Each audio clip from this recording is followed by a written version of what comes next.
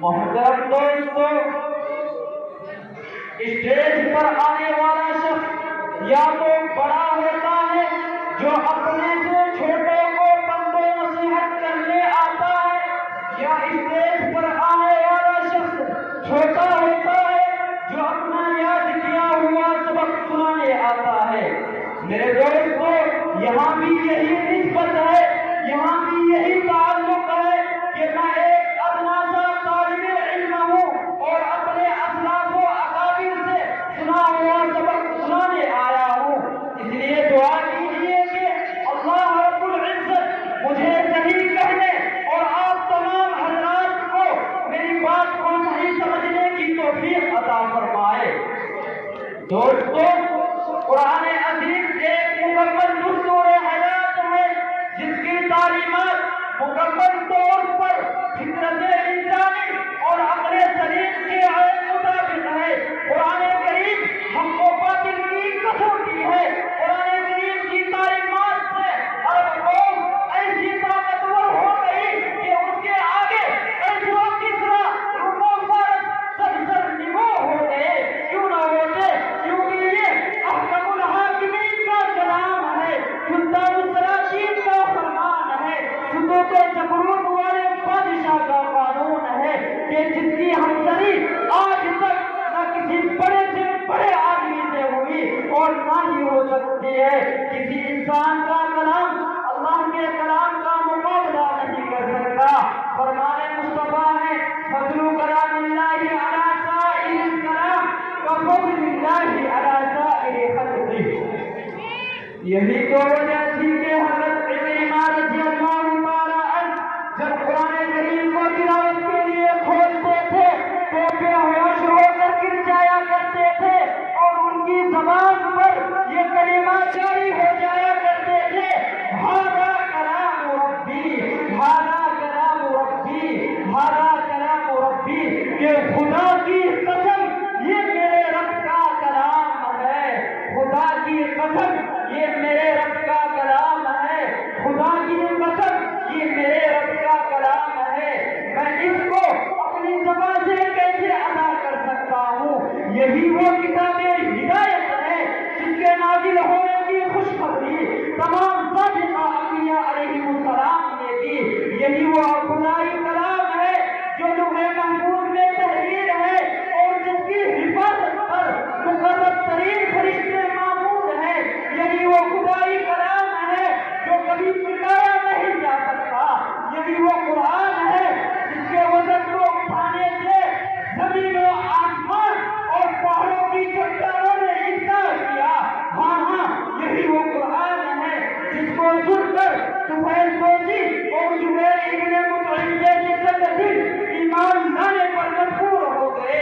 یہی وہ قرآن ہے کہ اگر جنات نے سنا تو آپ کے گرویدہ ہو گئے، حضرت عمر نے سنا تو لرز گئے۔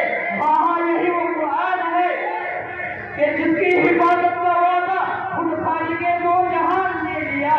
فرمان خداوند کی ہے، اِنَّا نَحْنُ نَزَّلْنَا الذِّکْرَ وَإِنَّا لَهُ لَحَافِظُونَ۔ یہی وجہ ہے کہ ہر زمانے میں، ہر دور میں قرآن کریم کو ختم کرنے کی کوششیں کی گئی۔ انگریز ہندوستان آیا، تقریباً 3 لاکھ قرآن کے نسخے کو نظر آتش کیے گئے، علماء اور حفاظ کو پھانسی کے پھندوں میں چڑھایا گیا، لیکن قرآن کریم پر کسی طرح کی آنچ نہ آ سکی۔ آخرکار انگریزوں کو مجبور ہونا پڑا اور کتوں کی طرح ہندوستان سے بھاگنا پڑا۔ کسی شاعر نے کیا یہ خوب کہا ہے کہ فانوس بن کے جس کی حفاظت ہوا کرے، فانوس بن کے جس کی حفاظت ہوا کرے، وہ شمع کیا بجھے جسے روشن خدا کرے۔ دوستو، قرآن عظیم اللہ کی وہ عظیم امانت ہے جس کو اللہ نے آسمانوں پر پیش کیا تو لرز گئے، زمینوں پر پیش کیا تو وہ کانپ گئی۔ اگر پہاڑوں پر پیش کیا جاتا تو ہمارے خوف و دہشت کے چیخنے لگتے۔ خود قرآن نے اس کا نشہ اس طرح کیا ہے، اِنَّا عَرَضْنَا الْأَمَانَةَ عَلَى السَّمَاوَاتِ وَالْأَرْضِ وَالْجِبَالِ خشينا أن يحملنها وأشفقن منها وحملها الإنسان.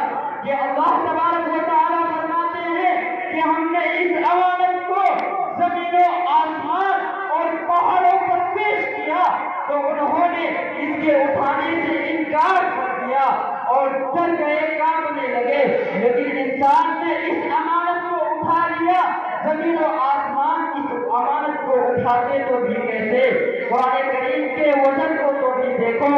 اللہ تبارک و تعالیٰ نے رسول اللہ صلی اللہ علیہ وسلم کی بعثت کے مقصد کو بیان کرتے ہوئے فرمایا کہ وَيُعَلِّمُهُمُ الْكِتَابَ وَالْحِكْمَةَ، کہ رسول اللہ صلی اللہ علیہ وسلم لوگوں کو علم و حکمت کی باتیں سکھاتے تھے. نوجوان دوستو، آج کا کم فہم انسان نہ جانے کہاں کہاں علوم تلاش کرتا پھرتا ہے. کبھی کمپیوٹر اور انٹرنیٹ کے ذریعے علوم لکھنا چاہتا ہے تو کبھی سائنس کو اپنا نشان راہ بنا کر منزل مقصود کا پتہ معلوم کرتا ہے تو کبھی افسانوں اور ناولوں میں غوطہ زنی کر کے علوم سیکھنا چاہتا ہے. جبکہ قرآن عظیم نے 1400 سال پہلے علوم کے سمندر کو دوسرے میں بند کر کے پیش کر دیا تھا. لوگوں آؤ تو ذرا قرآن کس طرح ہماری رہنمائی کرتا ہے. لوگوں، اگر تمہیں علم تاریخ سیکھنا ہو تو قرآن سے سیکھو. قرآن سکھاتا ہے لقد كان في قصصهم عبرة لأولي الألباب. اگر تمہیں علم میراث سیکھنا ہو تو قرآن سے سیکھو. قرآن سکھاتا ہے یوصیکم اللہ فی اولادکم للذکر مثل حظ الانثیین. اگر تم علم جغرافیہ پڑھنا چاہتے ہو تو قرآن سے پڑھو. قرآن پڑھاتا ہے وَأَرْسَلْنَا الرِّيَاحَ لَوَاقِحَ فَأَنزَلْنَا مِنَ السَّمَاءِ مَاءً فَأَسْقَيْنَاكُمُوهُ. اگر تم شوقین کرتے ہو، اگر تمہیں دنیا ہی کمانی ہو تو کیمیا گری قرآن سے سیکھو. وَإِنَّ لَكُمْ فِي الْأَنْعَامِ لَعِبْرَةً. اور اگر تمہیں علم نباتات بھی سیکھنا ہو تو قرآن سے سیکھو. قرآن کو رہبر مانو. قرآن رہبری کرتا ہے. أَفَلَا يَنْظُرُونَ إِلَى الْإِبِلِ كَيْفَ خُلِقَتْ. امت مسلمہ کے دھڑکتے دلوں، جب قرآن اپنے فصاحت و بلاغت کے میدان میں آتا ہے تو عرب کے فصیح و بلیغ، لغت کے اسرار و رموز جاننے والے عاجز و قاصر آ جاتے ہیں کہ جب کہ دشمنان اسلام نے قرآن کی تکذیب کی اور قرآن نے اپنے معجز ہونے کا دعویٰ کیا اور یوں چیلنج کیا وَإِن كُنتُمْ فِي رَيْبٍ مِّمَّا نَزَّلْنَا عَلَىٰ عَبْدِنَا فَأْتُوا بِسُورَةٍ مِّن مِّثْلِهِ وَادْعُوا شُهَدَاءَكُم مِّن دُونِ اللَّهِ إِن كُنتُمْ صَادِقِينَ. کہ اگر تمہیں اس کلام میں ذرا شک ہے، اگر تمہیں اس کلام میں جو ہم نے اپنے بندے محمد پر نازل کیا ہے اس میں تمہیں ذرا بھی شک ہے اور تمہارا گمان یہ ہے کہ محمد خود اس کو بنا کر لاتا ہے تو تم اس جیسی ایک ہی صورت پیش کر دو اور اپنے معبودان باطلہ سے بھی مدد لے لو. میرے دوستو، جب ان سے اس کا جواب نہ مل سکا تو اللہ تبارک و تعالیٰ نے ایک حتمی فیصلہ سنایا وَلَن تَفْعَلُوا. کہ اے دنیا کے تمام انسانوں، تم اس کا جواب بھی نہیں دے سکتے. قیامت تک تم اس کا مثل پیش نہیں کر سکتے. کسی شاعر نے کیا ہی خوب کہا ہے کہ ایک سورہ کا جواب لا سکتے نہیں، ایک سورہ کا بھی جواب لا سکتے نہیں. اس قدر علم کے دریا روا ہے قرآن میں.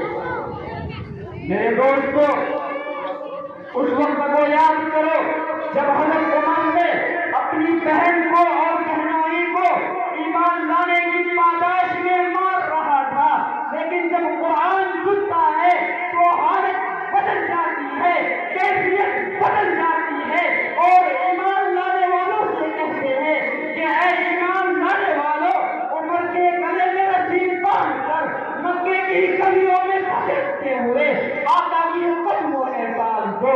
یہ حقیقت بات ہے کہ عرب کے بڑے بڑے فصحائے عرب قرآن کو سن کر اس کی جادو بیانی اور اثر انگیزی کا مقابلہ نہیں کر سکتا. سفیدوں سے ان کا واقعہ بھی بہت عجیب و غریب ہے. جب یہ ایمان نہیں 10 منٹ ہو گیا جی. ان کے ایمان لانے کا واقعہ بہت عجیب و غریب ہے. یہ اپنے قبیلے کا سردار تھا, شعر و ادب کا استاد تھا, لغت عرب پر پورا عبور رکھتا تھا.